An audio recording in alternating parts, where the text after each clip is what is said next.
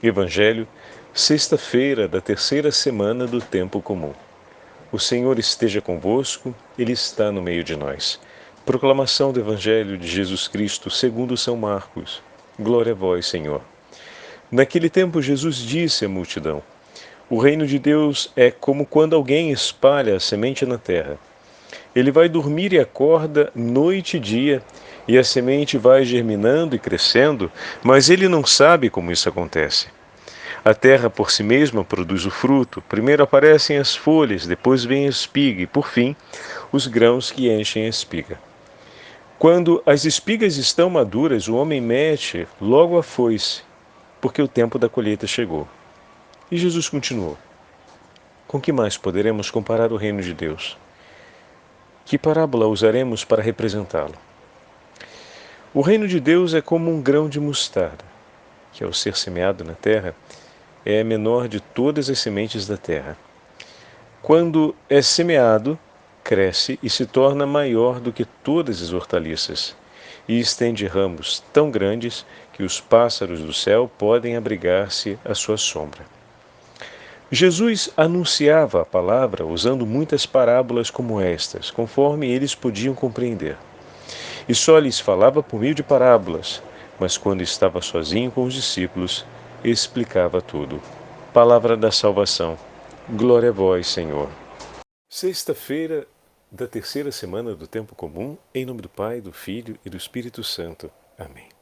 Queridos irmãos e irmãs, hoje a liturgia nos entrega o quarto capítulo do Evangelho de São Marcos. Eu aproveito para fazer essa pequena correção que ontem nós ouvimos o 10º capítulo do Evangelho de São Lucas, mas eu fiz referência dizendo o quarto capítulo do Evangelho de São Lucas. Não? Me equivoquei. Na verdade, nós ouvimos ontem o 10º capítulo do Evangelho de São Lucas. Hoje ouvimos o quarto capítulo do Evangelho de São Marcos, onde o Senhor nos fala a respeito do reino de Deus. Jesus está diante da multidão que se reúne ao seu redor e começa a falar a respeito do reino de Deus. E usa algumas imagens para poder ajudar a multidão a compreender o mistério do reino. Dessa forma, falando em parábolas, o Senhor cumpre aquilo que os profetas haviam anunciado. Mas existe aqui uma particularidade que que Marcos frisa no final do texto, mas o objetivo, dentre outras coisas, dessa pontuação é nos revelar que existe um espaço de maior proximidade e de intimidade do Senhor com os seus discípulos. Ou seja, o ensinamento que o Senhor fazia à multidão era um ensinamento na qual os discípulos participavam, mas existia um tempo de maior reserva entre o Senhor e os discípulos, onde ele explicava a seus discípulos o significado do que estava acontecendo, dos ensinamentos que ele fazia. Em outras palavras, o Senhor usava medidas adequadas com cada um. O que significa dizer isso? Às vezes a gente pode ter aquela tendência a acreditar que tudo vale para todos do mesmo modo, e não é assim que funciona. O Senhor oferecia uma instrução aos seus discípulos muito maior do que aquela que oferecia à multidão, mas não para fazer a separação dos grupos, mas porque era necessário preparar o coração dos discípulos para o cuidado do rebanho. Nós pedimos operários para a messe do Senhor. Como é importante sabermos compreender com clareza a justa medida para cada coisa. Quantos de nós desejamos crescer na relação com Deus, desejamos crescer na compreensão das coisas de Deus, na vivência da vida de fé, mas isso não vai acontecer sem investimento. Sem que mais do meu tempo, da minha disponibilidade, da minha entrega, do meu interesse, do meu suor, eu invista em vista desse objetivo. Percebem? Então, o Senhor não apenas tinha tempo de instrução com os discípulos, mas quando estava reservado com eles, ou seja, quando estava a sós com os seus discípulos, falava sobre tudo aquilo que tinha sido falado com as multidões. O que significa dizer que o tema a respeito do reino de Deus acompanhava o Senhor e os seus discípulos continuamente. Enquanto a multidão vinha e ia, os discípulos estavam junto com o Senhor e esses temas estavam presentes entre eles. Eles estavam recolhendo do anúncio do Senhor às multidões tudo aquilo que o Senhor falava a respeito do reino de Deus. Mas quando o Senhor estava reunido com eles, esse tema continuava. E ali, obviamente, o Senhor falava com outros elementos a respeito do mesmo tema. O tema, nesse caso, do reino de Deus. O que significa dizer que o Senhor dava a seus discípulos uma formação que preparava eles para a missão. A gente tem, como eu dizia, uma tendência a um contentamento com, né? E até mesmo a ideia do, por exemplo, vamos fazer uma formação mais básica que é suficiente para todo mundo. E a gente com isso cria uma estratificação, não apenas no processo formativo do povo de Deus a respeito do catecismo da igreja, mas também uma estratificação no desenvolvimento da experiência de fé e no aprofundamento da vida espiritual do povo de Deus. E a gente precisa estar atento a isso. O Senhor não fazia assim. O Senhor também não dizia, olha, vem quem quer, tá? Eu vou ficar aqui de 8 às 6, vem quem quer, ou de 6 às 8, ou de 8 da noite às 6 da manhã, vem quem quer para a gente conversar. Não funcionava desse modo. Aqueles que o Senhor escolheu para si, o Senhor dedicava tudo por eles. Tinha um tempo maior no convívio com eles. E os trazia mais para dentro de tudo aquilo que era anunciado. E os apóstolos que escolheram ficar com o Senhor, que os chamou para junto de si, entravam nessa dinâmica e colocavam-se totalmente.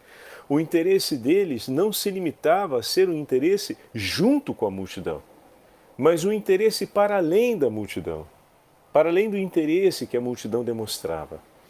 Eles bebiam junto com eles, mas continuavam perseguindo o entendimento de tudo aquilo que o Senhor lhes falava quando estavam com a multidão. E dessa forma, o Senhor dedicava por eles tempo, proximidade e aumentava sempre mais o vínculo de empatia. Lembra das duas palavrinhas que a gente falou, né? Então, isso está acontecendo continuamente dentro do Evangelho e deve ser para a gente uma medida na hora de olharmos para o processo formativo do povo de Deus.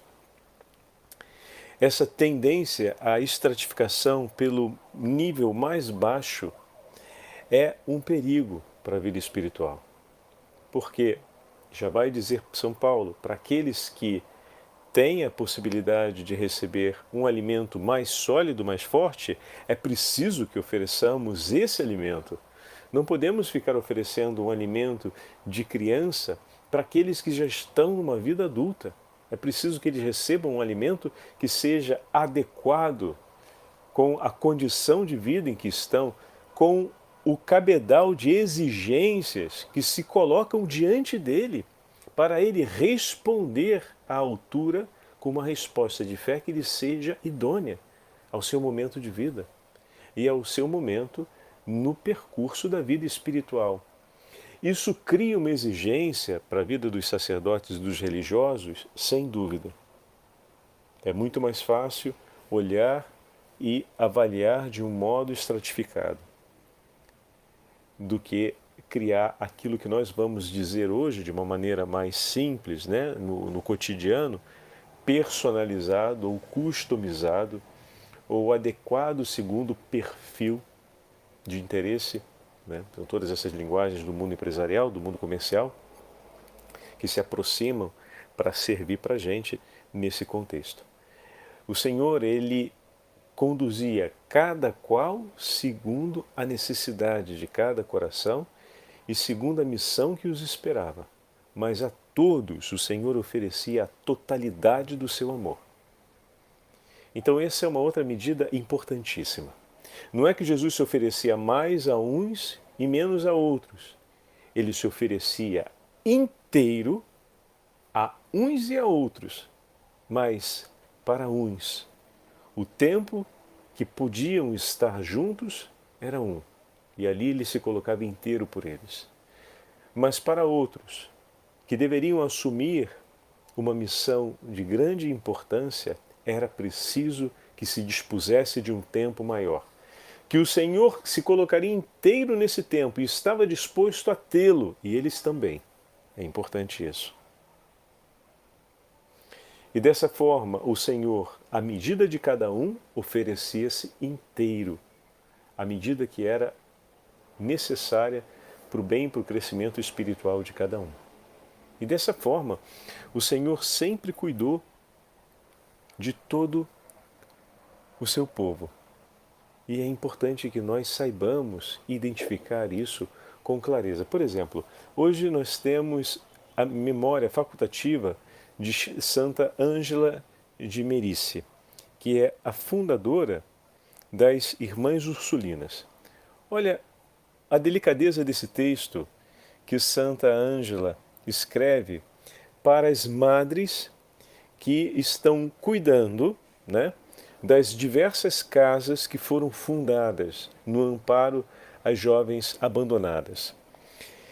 Minhas queridas madres e irmãs em Cristo Jesus, antes de tudo, com o auxílio de Deus, empregai todo o esforço e diligência por deixar nascer em vós, olha que lindo isso, a boa resolução de serdes guiadas unicamente pelo amor de Deus e pelo zelo da salvação do próximo, ao assumirdes o cuidado e o governo da companhia de nossas irmãs. Somente assim, ou seja, fundadas e arraigadas nesta dupla caridade, vosso cuidado e governo produzirão frutos bons e salutares. Frutos irão produzir, mas para que esses frutos sejam bons e salutares, é preciso que seja arraigada nessa dupla caridade. Pois o nosso Salvador declarou: uma árvore boa não pode produzir maus frutos. E aí ela passa mais adiante, dizendo: as mães, segundo a natureza, mesmo que tenham 1000 filhos, trazem a todos e a cada um gravados no coração e nunca se esquecem de nenhum deles, pela força do verdadeiro amor que lhes têm. Até mesmo parece que quanto mais filhos têm, mais cresce o amor e o cuidado que dedicam a cada um. Agora eu vos digo, com muito maior razão, as mães, segundo o Espírito, podem e devem proceder do mesmo modo, porque o amor espiritual é mais forte do que aquele que provém dos laços de sangue. E ontem tivemos a memória de São Timóteo, né, que nos ajudou a perceber isso na paternidade espiritual de São Paulo. Falamos mesmo sobre isso. Por conseguinte, continua Santa Ângela, minhas queridas madres, se amais estas vossas filhas com viva e sincera caridade, eu vos asseguro, é impossível que não as tenhais gravadas, todas e a cada uma delas, em vossa memória e em vosso coração diariamente. Olha aqui que tesouro que Santa Ângela está nos dizendo. O que nos leva a pensar e ter a outra pessoa frequentemente no nosso coração é a intensidade e a sinceridade do amor que devotamos no vínculo com aquela pessoa. Estão lembrando ontem daquilo que a gente falou de São Paulo? Quando eu falava a respeito das cartas, o que significa o tempo que se aplica para escrever uma carta, como era feito isso, e a exigência de tempo e de você estar pensando a pessoa, o bem da pessoa, esse vínculo, né, de empatia e essa disponibilidade, a proximidade. Eu não estou próximo do outro somente quando eu estou ao lado dele. Essa proximidade é fundamental, como nós estamos vendo hoje no testemunho do Evangelho, que Marcos nos mostra que o Senhor explicava o que significa que tinha tempo de proximidade direta entre eles. Mas ontem, falando sobre São Paulo, no seu zelo por Tito e Timóteo, nós vemos essa proximidade revelar-se num outro contexto. Levar o outro com sinceridade e vitalidade presente no meu coração. Essa é uma obra de caridade e essa é uma proximidade que supera a proximidade física. Ou melhor, que supera a limitação, me corrigindo, supera a limitação da proximidade física. Mas é um modo de proximidade. Porque eu trago o outro e a memória do outro vive em meu coração dentro do diálogo com o meu Senhor. Assim como os discípulos traziam para o diálogo com Jesus, nesse espaço reservado, seguramente aquilo que eles viram e ouviram como reação da multidão e como impacto das palavras de Jesus sobre a multidão, porque eles estão junto com a multidão quando escutam a palavra do Senhor. Eles estão dentro daquele contexto em que se passa o falar de Jesus. Então, isso também os acompanha. Então, naquele momento em que eles estão junto com o Senhor, eles trazem no coração o que viram e ouviram da multidão. Olha que interessante. Porque está acontecendo, eles estão ali aprendendo na intimidade com Jesus a fazer isso que, por exemplo, esteve sempre presente na vida de São Paulo. E que vai estar presente na nossa vida. Quantas vezes nos reunimos com o Senhor em recolhimento orante e trazemos conosco aquilo que se passou na relação com o nosso irmão, com a nossa irmã, ou com a nossa comunidade, ou com a nossa família. Assim também, São Paulo trazia no coração tudo aquilo que tinha conversado, acompanhado, toda a memória do seu relacionamento com Timóteo, a família de Timóteo, com as situações da comunidade de Tito, e os diálogos que teve com Tito e as referências que ele faz na carta a essa proximidade com Tito, revela que ele trazia consigo a memória desse momento. E isso seguramente o acompanhava a ele, Paulo, durante o seu recolhimento de oração na presença do Senhor. E aqui Santa Ângela está orientando as madres que vão cuidar das casas religiosas a terem a mesma atitude, a terem presente consigo, a amar a cada uma das filhas de maneira viva e sincera. Dessa forma, terá sempre cada uma delas presente no seu coração, especialmente na hora que estiver diante do Divino Esposo, a rezar por elas, a pensar elas, para que o coração da madre esteja equalizado ou sintonizado na frequência justa das virtudes e da vontade divina na hora de instruir, exortar e corrigir as justas medidas, o que precisar ser corrigido para que o bem da alma aconteça, ou seja, para que o outro volte a se aproximar do Senhor com a intensidade de amor que o Senhor deseja e espera estabelecer com ele. Tanto que ela continua agora dizendo: peço-vos ainda que procureis orientá-las com amor, modéstia e caridade, e não com soberba e rispidez. Importa que em tudo sejais sempre agradáveis, de acordo com o que disse o Senhor: aprendei de mim, que sou manso e humilde de coração, imitando a Deus, de quem lemos, tudo dispôs com suavidade. E Jesus torna a dizer: o meu jugo é suave e o meu fardo é leve. Quando ela faz referência aqui em ser sempre agradáveis, ela não está falando do politicamente correto, hein? Ou seja, em ser sempre boazinha com o outro. Ser sempre agradáveis a Deus. Agradáveis ao Senhor, não é agradável ao outro, no sentido de ter a boa vontade do outro. E é agradável ao Senhor que ela não fale e não haja com soberba, rispidez, arrogância, presunção. Então não é, atenção, não está falando de ser sempre agradável no sentido de: oi, tudo bem, como é que você está? Vem aqui, vamos conversar um pouquinho. Não é esse tipo de ser, não é esse conceito de ser agradável, ou seja, de ser de um jeito que faça o outro ficar satisfeito. ser agradável ao Senhor. Em alguns momentos a correção precisa ser feita, a correção ela vai ter um grau de dureza, ela vai ter um nível de sofrimento, um nível transitório de mal-estar, mas se a caridade triunfa, se a rispidez ela é retirada, se a soberba não prevalece, se o orgulho não domina, esse tempo de transição de mal-estar, que é parte do processo, toda vez que alguém te diz um não sobre alguma coisa que você não quer, vai te causar um mal-estar. Se você estiver preparado a um entendimento quase fulminante, imediato daquele não, bendito seja Deus. Esse tempo vai ser diminuído, mas esse entendimento pode não vir de maneira fulminante, de maneira imediata, né? Então aquele tempo de transição, aquele tempo de mal-estar vai se alongar um pouco mais. Ou muito mais, um pouco menos, isso vai depender. Em muitos momentos vai precisar ser mediado pela ajuda de outros que me iluminem da parte do Senhor a um entendimento melhor e dilua dessa forma aquele mal-estar através de uma compreensão do bem que está ali, naquela restrição aplicada ao desejo ou ao ímpeto da minha vontade, que a obediência realizou, né? A obediência estabeleceu um limite ao ímpeto da minha vontade, ao meu querer. E aquilo para mim trouxe um bem, mas só que com o mal-estar de frear algo que se move em mim. E às vezes precisa de um tempo maior até compreender isso. E finalmente, quando consigo vislumbrar esse bem e compreendê-lo, pronto. Esse tempo de transição do mal-estar acaba, né? Porque você entrou na compreensão de um bem que merece estar na sua vida e que agora se torna também uma escolha sua. Escolher na obediência é fazer a escolha que o Senhor nos propõe.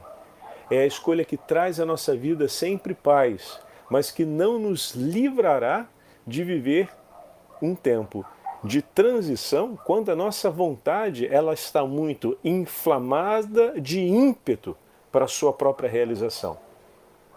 E bendito seja Deus, porque um dos pontos chaves para o nosso crescimento na vida espiritual é exatamente conseguir deixar a nossa vontade para fazer soberana sobre a nossa vida a vontade do Senhor, escolhendo-a para nós, né?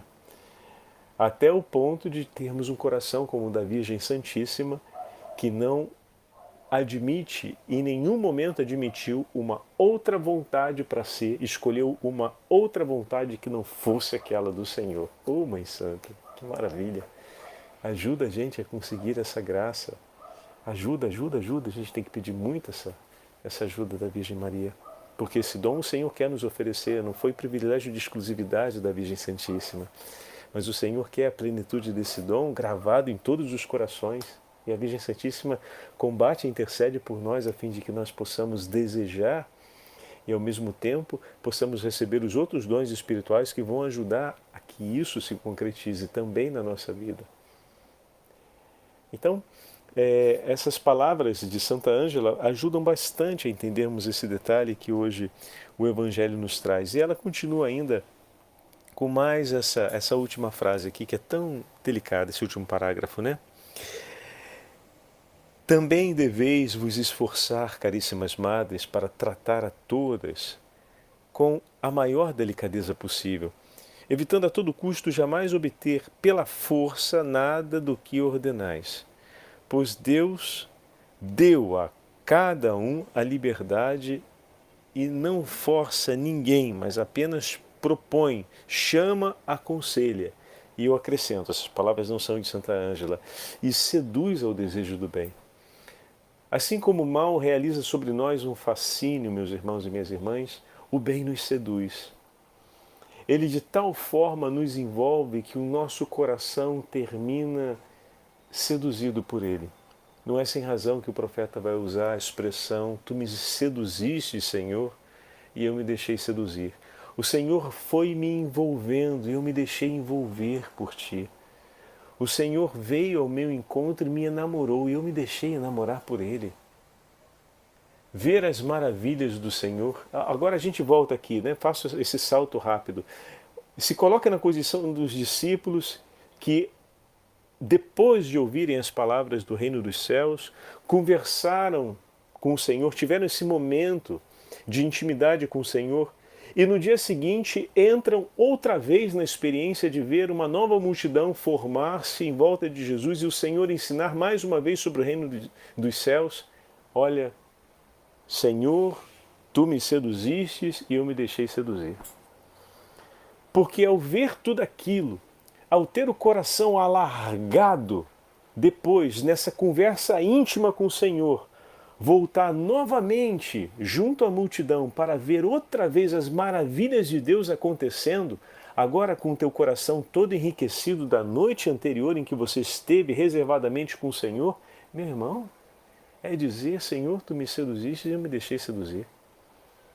Porque se foi apaixonante o primeiro momento e o segundo momento, agora no terceiro a gente só está tendo certeza que é aqui mesmo o nosso lugar. Só está aumentando dentro de nós essa vontade de estar na Tua presença, só está abrindo dentro de nós uma iluminação ainda maior sobre as verdades que ontem falamos. E o nosso coração, quanto mais te conhece, mais deseja te conhecer. O nosso coração, quanto mais se encontra, mais deseja estar na Sua presença. Senhor, Tu me seduziste e eu me deixei seduzir. Eu sou Teu. Não tem mais o que dizer. O Senhor está me ganhando. O Senhor está me tirando para si. E eu quero ser Teu. É essa beleza e a delicadeza com a qual o Senhor vai nos formando. Vê como uma ideia estratificada da formação espiritual do povo de Deus pode ser um grande perigo? Pode entrar muito bem no enquadramento da chamada prestação de serviço, ou seja, a gente consegue com eficácia aumentar, estender a rede de divulgação de pessoas, aumentar o quantitativo das ações pastorais e tudo quanto, mas não podemos jamais perder de foco aquilo que discretamente aparece no final do Evangelho de hoje de São Marcos, cuja relevância falamos de uma maneira tão ampla hoje na nossa meditação, tomando como referência Santa Ângela de Merice, fundadora das Ursulinas. E peçamos a ela e a todas as santas irmãs ursulinas para intercederem por nós e pela missão da Igreja. O Senhor esteja convosco, Ele está no meio de nós. Pela intercessão de Santa Ângela e da Beatíssima Virgem Maria, Rainha de todos os santos, abençoe-vos o Deus Todo-Poderoso, Pai, Filho e Espírito Santo. Amém.